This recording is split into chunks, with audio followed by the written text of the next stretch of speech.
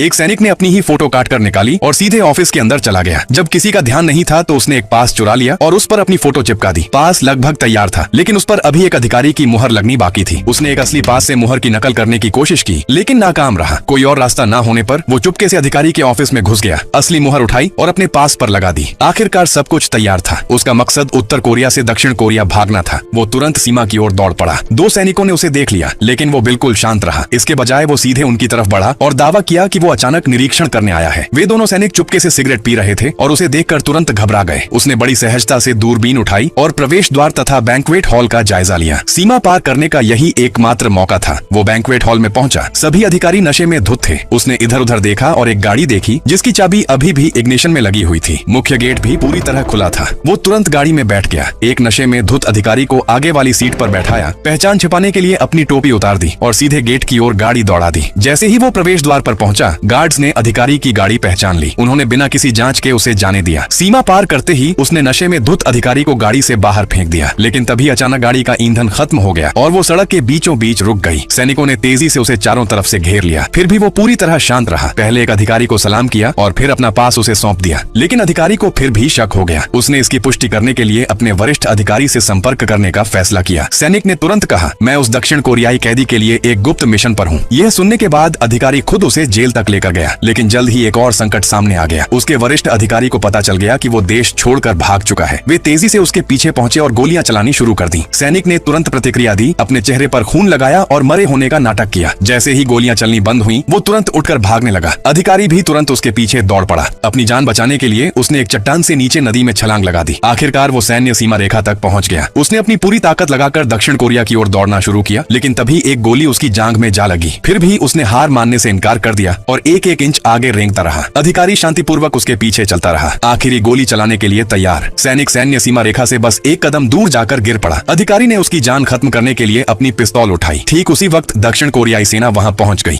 एक सैनिक ने अपनी ही फोटो काट कर निकाली और सीधे ऑफिस के अंदर चला गया। जब किसी का ध्यान नहीं था तो उसने एक पास चुरा लिया और उस पर अपनी फोटो चिपका दी। पास लगभग तैयार था, लेकिन उस पर अभी एक अधिकारी की मुहर लगनी बाकी थी। उसने एक असली पास से मुहर की नकल करने की कोशिश की, लेकिन नाकाम रहा। कोई और रास्ता न होने पर वो चुपके से अधिकारी के ऑफिस में घुस गया, असली मुहर उठाई और अपने पास पर लगा दी। आखिरकार सब कुछ तैयार था। उसका मकसद उत्तर कोरिया से दक्षिण कोरिया भागना था। वो तुरंत सीमा की ओर दौड़ पड़ा। दो सैनिकों ने उसे देख लिया, लेकिन वो बिल्कुल शांत रहा। इसके बजाय वो सीधे उनकी तरफ बढ़ा और दावा किया कि वो अचानक निरीक्षण करने आया है। वे दोनों सैनिक चुपके से सिगरेट पी रहे थे और उसे देखकर तुरंत घबरा गए। उसने बड़ी सहजता से दूरबीन उठाई और प्रवेश द्वार तथा बैंक्वेट हॉल का जायजा लिया। सीमा पार करने का यही एकमात्र मौका था। वो बैंक्वेट हॉल में पहुंचा। सभी अधिकारी नशे में धुत थे। उसने इधर उधर देखा और एक गाड़ी देखी जिसकी चाबी